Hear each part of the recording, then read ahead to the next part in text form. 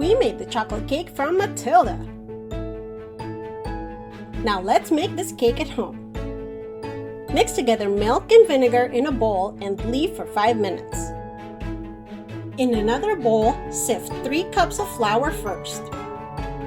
Remember, we're making a big cake.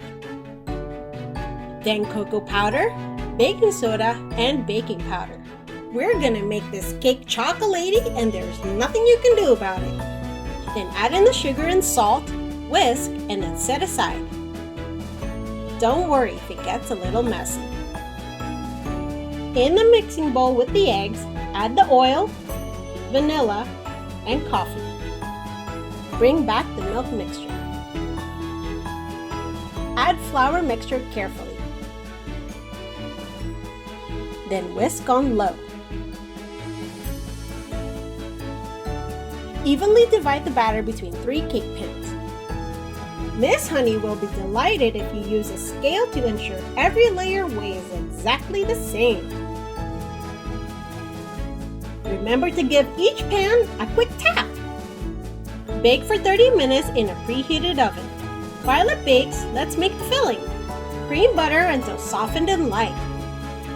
Add the powdered sugar and then the cocoa powder. Beat until well mixed. Then add in some milk and vanilla extract to make it fluffy and smell amazing. Grab a bowl full of chocolate, add some cream to it, then stick it in the microwave.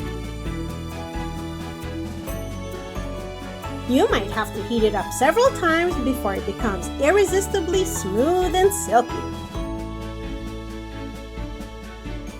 Stir in some honey to make it extra glossy.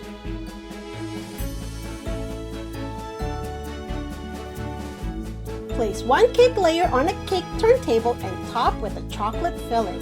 Smooth it out. Repeat with the second and third layers. Remember to flip the last layer upside down to avoid a crooked cake. Coat the entire cake in a thin layer of frosting. Chill it for at least an hour. Cover the entire cake in the rich and glossy chocolate frosting. Be generous. You don't want to disappoint Bruce or Miss Trunchbull. Smells chocolatey, eh? Feel free to eat this chocolate cake with your hands Bruce Bogtrotter style.